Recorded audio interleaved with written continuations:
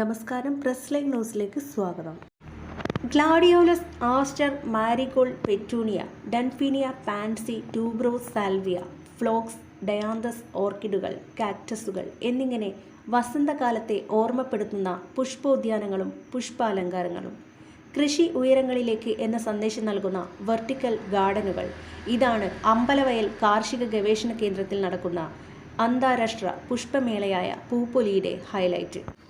പൂപ്പൊലി നടന്നപ്പോഴെല്ലാം ജനങ്ങൾ ഏറ്റെടുക്കുന്ന കാഴ്ചയാണ് കണ്ടതെങ്കിൽ ഇത്തവണയും അത് ആവർത്തിക്കാൻ തന്നെയാണ് സാധ്യത. ഉദ്യാനങ്ങൾക്കും അലങ്കാരങ്ങൾക്കുമൊപ്പം നൂതന സാങ്കേതിക വിദ്യകളുടെയും മികച്ച ഇനം വിത്ത്, നടീൽവസ്തുക്കളുടെയും കാർഷികോൽപ്പന്നങ്ങളുടെയും പ്രദർശന വിപണന മേളയും പൂപ്പൊലിയിലുണ്ട്. മേളയിൽ വിവിധ സർക്കാർ, അർദ്ധ സർക്കാർ, സ്വകാര്യ സ്ഥാപനങ്ങളുടെയും കർഷകർ, സംരംഭകർ എന്നിവരുടെയും സ്റ്റാളുകൾ ഒരുക്കിയിട്ടുണ്ട്. കാർഷിക സെമിനാറുകൾ, കുട്ടികൾക്കായുള്ള കലാമത്സരങ്ങൾ, വിനോദോപാധികൾ, ഫുഡ് കോർട്ട്, പെറ്റ് ഷോ, സായാഹ്നങ്ങളിൽ കേരളത്തിൽ തന്നെ പ്രശസ്ത ട്രൂപ്പുകളുടെ സാംസ്കാരിക പരിപാടികളും പൂപ്പൊലിയുടെ ഭാഗമായി നടക്കും. പൂക്കൃഷി ആനന്ദത്തിനും ആദായത്തിനും ഉപകരിക്കുന്ന കൃഷിയായി കേരളത്തിൽ വ്യാപിപ്പിക്കേണ്ടതെന്നും പൂപ്പൊലി അതിനുള്ള ഊർജ്ജസ്രോതസ്സായി മാറണമെന്നും ഓൺലൈനായി പൂപ്പൊലി ഉദ്ഘാടനം ചെയ്തുകൊണ്ട് മന്ത്രി പി പ്രസാദ് പറഞ്ഞു. പുഷ്പകൃഷികൾ വ്യാപിപ്പിക്കുന്നതിനും സംസ്കരിക്കുന്നതിനും സംഭരിക്കുന്നതിനും കൃത്യമായ സംവിധാനം കേരളത്തിൽ ഒരുങ്ങുന്നുണ്ട്. കേരള അഗ്രോ ബിസിനസ് കമ്പനി ഇതിന് താൽപര്യം കാണിക്കുന്നുണ്ടെന്നും മന്ത്രി പറഞ്ഞു.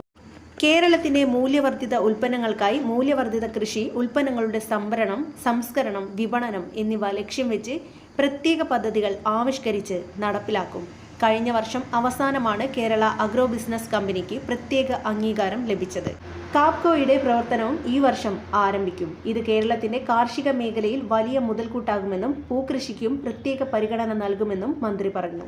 പൂക്കൃഷി വിപുലീകരിച്ച് ലാഭം മെച്ചപ്പെടുത്തുന്നതിനും പുതിയ പൂക്കൃഷികൾ ആരംഭിക്കുന്നതിനും കർഷകർക്ക് പിൻബലവും പിന്തുണയും നൽകാൻ വേണ്ടിയാണ് പൂപ്പൊലി സംഘടിപ്പിച്ചിരിക്കുന്നത്.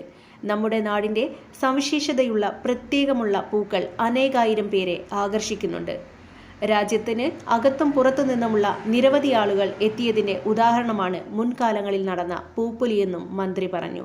ജനുവരി 15 വരെയാണ് അമ്പലവയൽ പ്രാദേശിക കാർഷിക ഗവേഷണ കേന്ദ്രത്തിൽ പൂപ്പൊലി നടക്കുന്നത്.